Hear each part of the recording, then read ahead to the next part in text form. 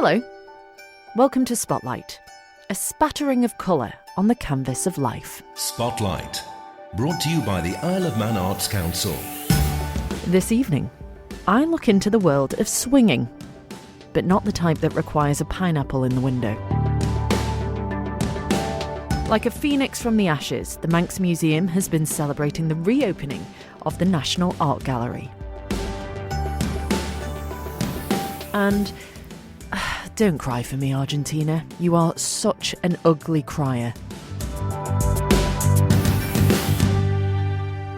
Good evening, my friend. Welcome to the show. Thank you very much for keeping me company over the next half an hour.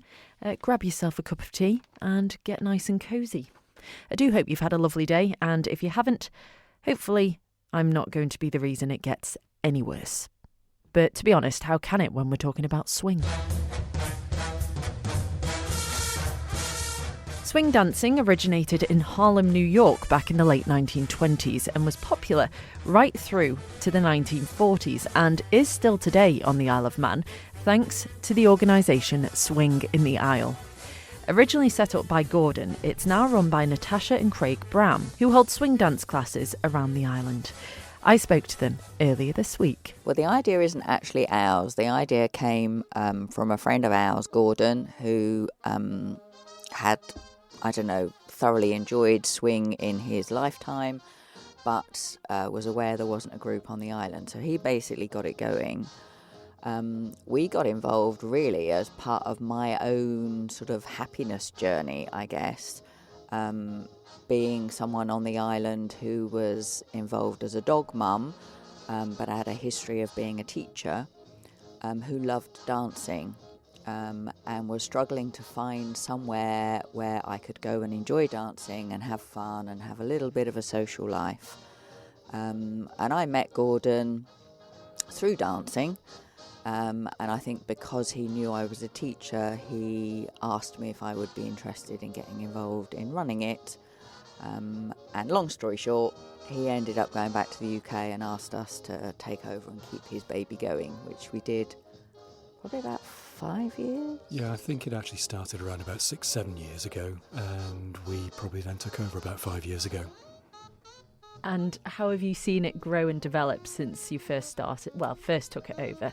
Okay. Well, it very much started out as a dance club, didn't it? But it's quickly become more of a family. We have a big emphasis on well-being. Because for us, it isn't just about learning to dance, it's about exercising without realising you're exercising, it's about community and giving people, a way of learning to dance and enjoy life, have a social life, make friends, do lots of things that hopefully they'll enjoy. Yeah, so I think rather than seeing it growing as you would do with a business, as Natasha says, it's become very much a swing family, swing community. So what we've seen is a nice, steady core of people that have been there from day one, and then lots of other people that have dipped in and out over that time. Me being one of them, with all intentions of coming back. And I think you hit the nail on the head. If you were aspiring for a family feel and just a feeling of happiness, that was exactly the vibe I picked up on every single time I went. So even if I was quite tired, I would go and I would felt picked up straight away. Like it's just such pure joy. That's how I experienced it anyway. And for people who don't know what swing dancing actually is, could you sort of describe it to us? Sure. Swing dancing is basically the style that became popular from the 1920s to the 1940s, 50s. So if you've seen any of the kind of army dancing going on, Charleston, we do Charleston, it's quite a traditional background. But it grew up actually in Harlem, and it's very much a black African dance that grew from jazz steps and that sort of culture. But it exists all around the world. There are swing groups as far afield as Australia, and it's very much got an emphasis on honouring black culture and where its roots stem from, but also that family, that community. You could go to any swing group anywhere in the world and you would recognise what they were doing. And what sort of music? So traditionally, you have your traditional swing music, but then when I came to classes, you two would also mix it up with modern music. So it was like a perfect blend of the two. We do. I mean, a lot of the groups do stick with the more traditional music, and that's fine. You know, I would honour that in people's preference, but we have a love of all sorts of genres ourselves personally, and a lot of people come to us wanting to learn to dance so that they can go back to their various parties, be it a work party or an event at the Villa Marina, and they want to dance. So by incorporating a whole range of music, not only are we touching on what makes us happy, but hopefully we're also showing people that actually dancing, it doesn't have to be generational, it doesn't even have to be a specific music genre. We can dance to any decade. Yeah. It's interesting, as Natasha says, a lot of the swing clubs are very much about the tradition, and that is a fantastic thing. You should honour the black origins and music origins, but what they seem to be forgetting is a little bit like people who say Shakespeare isn't relevant for today. Look at what it was at the time. It was the accessible music, and the fact that they're dancing to swing is because swing music was the music of the time. And so it's a dilemma for me, because as Natasha will tell you, I'm from a ballroom background, so I'm very much a fan of strict tempo, constantly bemoaning when it's not. But equally, I love the fact that you can do swing, as Natasha says, to anything. If it's got a 4/4 rhythm, you can dance to it, and that's the whole point. It's getting people moving and dancing and giving that inclusivity and accessibility. Yeah, that's brilliant. And all the different variations of dance that you teach at Swing, I just find I couldn't pick a favourite. They're all such fun dances to do. And one question that I'm sure a lot of people would think of if they haven't been but are thinking of coming, do you need to come with a partner? Not at all. One of the joys, I guess, of swing is that within our classes, we rotate everyone around. So we ask people to decide if they're going to be a leader or a follower for that particular class, and we get everybody paired up accordingly.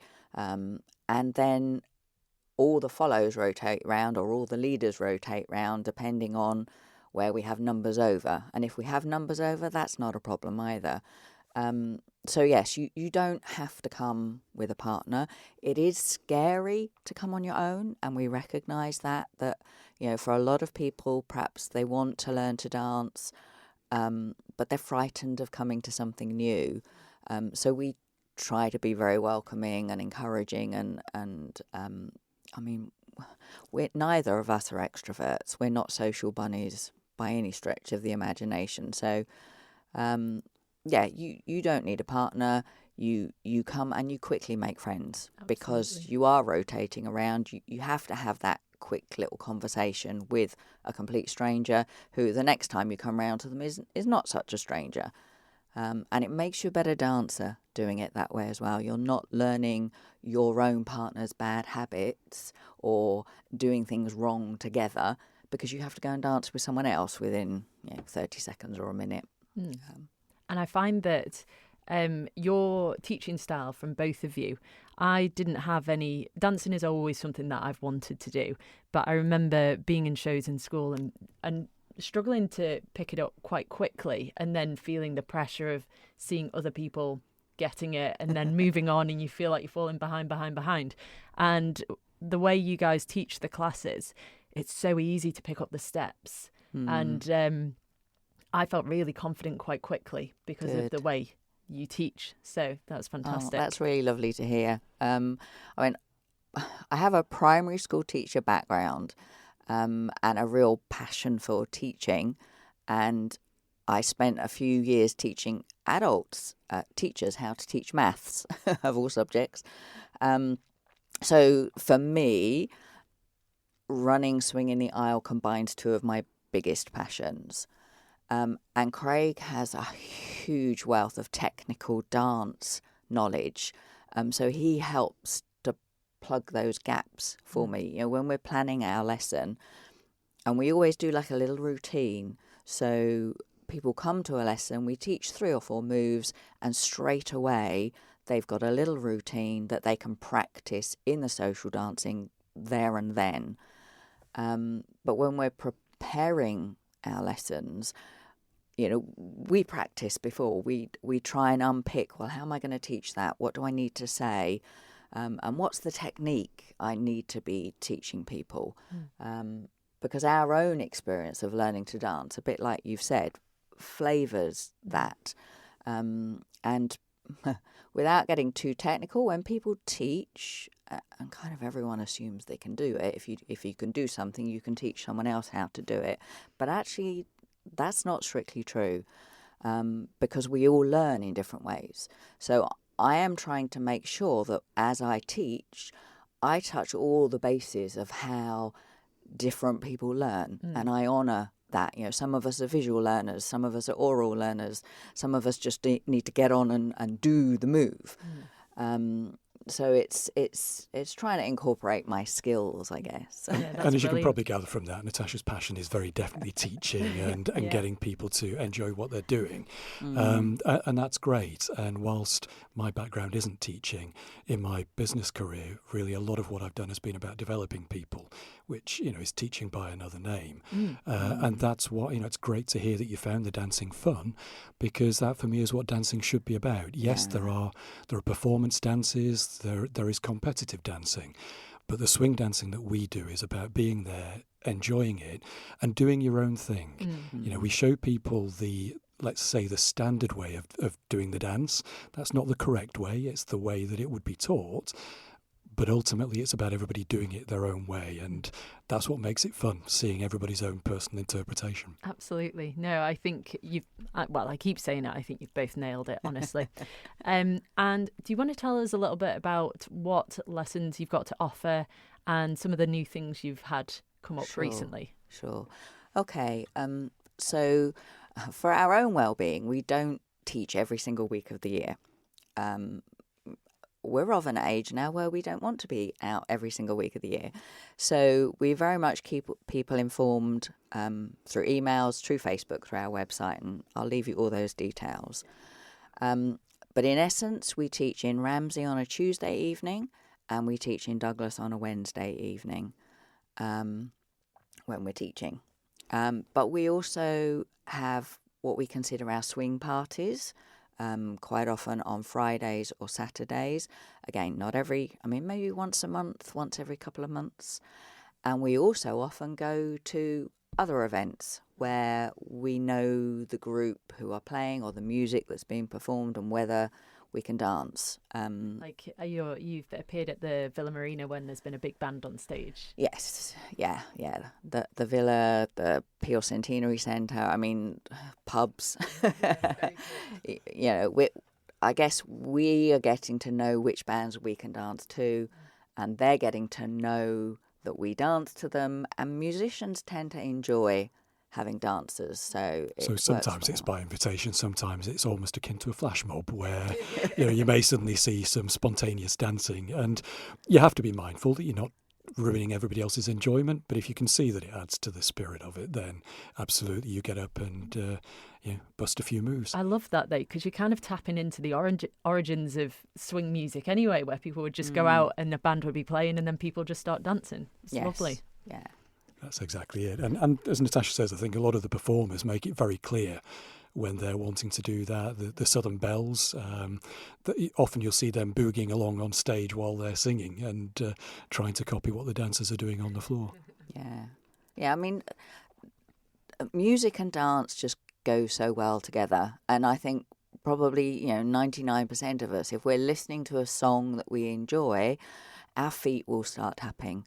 And for me, that's part of the passion of dancing, that you're exercising without realizing that you're exercising. You're getting all those happy endorphins, and you're just, I don't know, feeding your soul. There's a big well-being aspect to dancing. But in terms of new things, we have started developing little teaching videos. So from our regulars came, I guess, this request. We had the habit of, once we taught a little routine, we would video it for people, and everyone would, in this day and age, you could do it on your little mobile phone. And then if people wanted to refresh themselves, during the week and practice a bit more at home, they could do. And from that grew this idea, I guess, going through lockdown, when I did a few teaching videos for people, that perhaps we could just record, 3 to 5 minute short videos demonstrating what we'd done in the class. So this is how you do that move.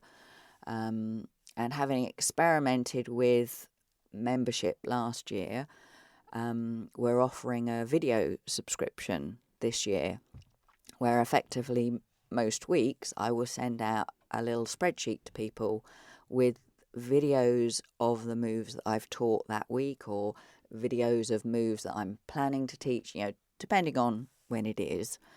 And we've also recognised that actually, if anyone is thinking of wanting to learn to dance, but they're not quite brave enough to come to the class yet, then go on our website and see some of those free videos, or, even consider taking out a subscription for a month and get some of those videos to look at and get an idea of what swing looks like. And then maybe that will give you the confidence to say, do you know what, I could go to a class now, because I recognise some of the terminology.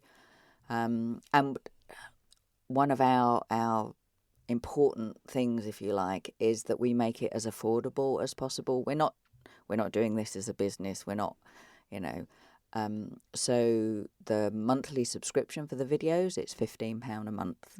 The lessons are £7. A lot of our socials are £7. We're trying to keep prices down as much as possible. I mean, yes, we try to cover our costs, but we're not doing this to run a business as such.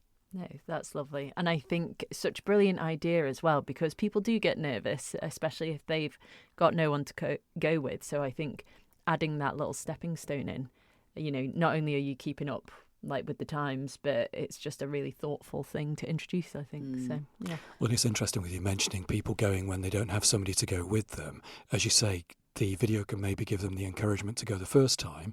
But of course, the other disadvantage if you don't go with somebody is you have nobody to practice with potentially as well. Now, the socials are there, the lessons hopefully are once a week, but in the intervening 7 days, if you want to pull the video up and at least watch what you've done, even if not dancing it, then it just keeps the grey cells ticking over as well. And it's also grand for the people who are dipping in and dipping out. Like us, we're off island fairly frequently. A lot of our members, will come and go for work, for pleasure. And some of our members have said, well, I want to have the videos for the lessons that I miss. And that's, it's lots of different ways that people can use the resources that we present. I remember taking a couple of videos at the end of one class, and then coming up to the studio to do the after hours show, and Michael came with me, and I think because on a Wednesday you guys inspire the start of my Wednesday show every night, because I try and start it with some classic swing or electro swing, and Michael came with me and I showed him the video, and whilst those tracks were playing we were in the studio trying to do the dance. So, excellent. Yeah, that was a really nice memory. Those are all my questions. Is there anything else you would like to add? Yeah, I think the only other thing I would say is one of the questions that does crop up quite regularly is who is swing dancing for? The nice thing is it's for anyone and everyone. We have members from 18 to 80, and I can genuinely say that now. One of our members is turning 80 very shortly, and as a result of that, there isn't a typical member. There's not a typical person that loves swing dancing. It is for anybody who likes to move, who likes to listen to music, who just likes to be in a social environment and be with friends. It genuinely is for all ages and for all people. Natasha and Craig Brown there, and if you're interested in giving swing dancing a try, I can highly recommend it. Natasha and Craig do swing dance lessons on a Tuesday in Ramsey 7 till 9 and on Wednesdays in Douglas 7 till 9. Spotlight, brought to you by the Isle of Man Arts Council. An official launch event has been held at the Manx Museum for the reopening of the National Art Gallery. The artwork on display has been expanded with some 130 pieces, making it the largest collection to date. Katie King is the curator and social historian for Manx National Heritage. She spoke to Lewis Foster. So the Manx Museum here in Douglas, it's got a dedicated art gallery which people will be familiar with, and every 5 years or so we rotate the art collection so that some ones that haven't been seen before can be seen, and we put some to rest because some art doesn't enjoy being in the light all the time, so we swap them out. But actually last year was the 100th anniversary of the Manx Museum, so we had a big celebration exhibition called Museum 100. So temporarily our art collection was really reduced in that gallery while we celebrated the depth of our collection. So this is the first time that the art's been back in the gallery for over a year, and for the first time we've put 130 artworks in, which is the densest hang we've had for a while, and 40% of the art that we've got on display today hasn't been seen in public before for all sorts of reasons, mostly to do with conservation reasons. So we've spent a lot of time and effort preparing these artworks for people to see. So worth people revisiting then, if they haven't been for a few years, to see some new works? Absolutely. So the gallery's had a complete refit. It's had a vibrant new colour. Hopefully visitors will enjoy it. It's got a really vibrant new interpretation style and look, and we've really got some beautiful artworks out, and as I've said, many of them will never have been seen in public before. Some of the classics, of course, the ones that people come back for, Illiam Doan, for example, still there? No. So Illiam Doan, as some of your listeners may know, is actually off island at the moment having some conservation assessments made. So he is away, he's very big, of course, so it's given some space to some other faces to be seen in the gallery. How much work, how much effort has it taken over the years to put this particular exhibition together? Well, thank you for asking, because it's not easy, actually. It's been 18 months in the planning, and it's not just me. So I had the great joy of selecting the art, but it's very much dependent on our conservation team, Chris Weeks and Emma LeCornu, who have been put in a tremendous amount of work getting these artworks in display condition. And like I say, we've got 6,000 artworks in our collections, but they're not all artworks that would end up in an art gallery. They're sketchbooks. Sometimes they're little cigarette packets from the internment art collection. They're not designed to hang in the art gallery, so we've had to think through all these issues. And I'd also like to thank Kirsty Neat, who's our head of collections, who allows us to be brave all the time with our decisions in galleries. Curator and social historian for Manx National Heritage, Katie King there. Now, Dewan Moore's artwork, Where Is My Mind, is one of the pieces on display in the people section of the gallery. So it's a guy without a head, and he has goldfish instead of a head. And it's all about just those little moments that you forget why you're in a room or why you've forgotten something.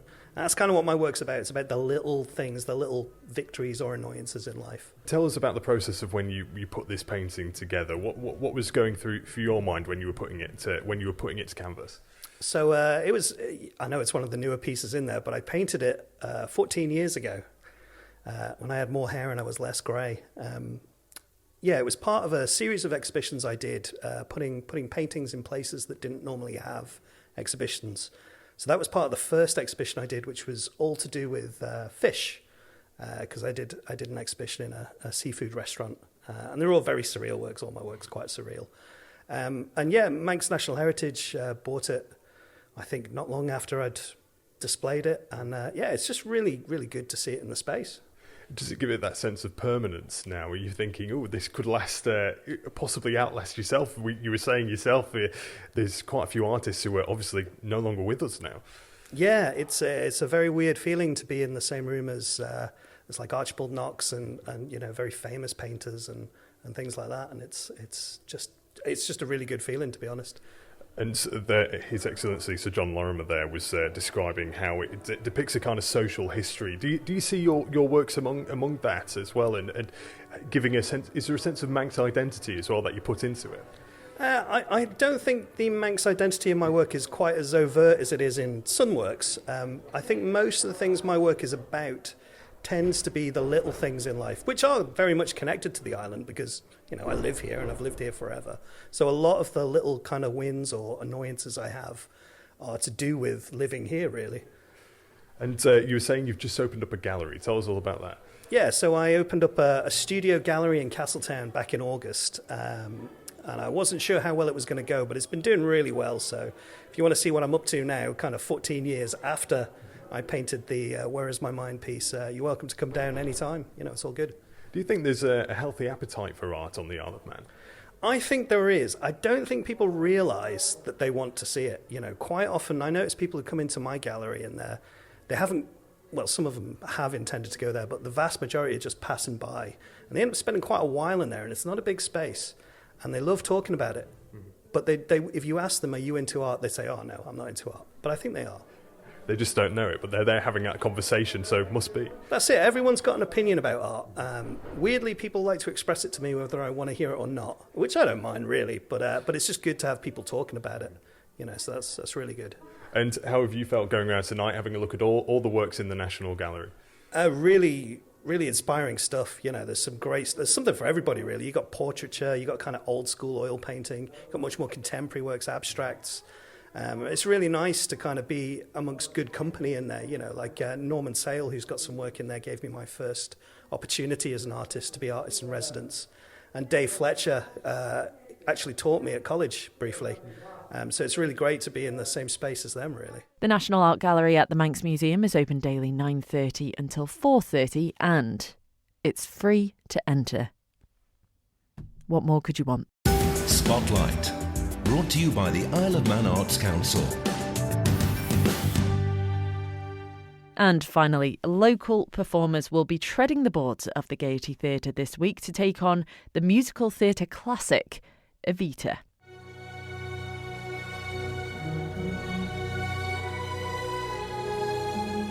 Christy DeHaven chatted to director Scott St Martin, Alex Toohey, who's playing President Perron, and Douglas Choral Union's Jude Fullerton. It's a very tricky role to play, actually.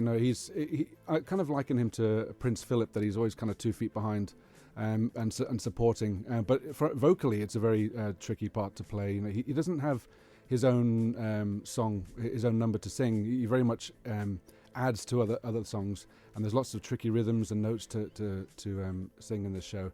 It's been a challenge, but very enjoyable. And Scott, how are you finding directing Alex Toohey? Oh, it's a nightmare. I'm on medication.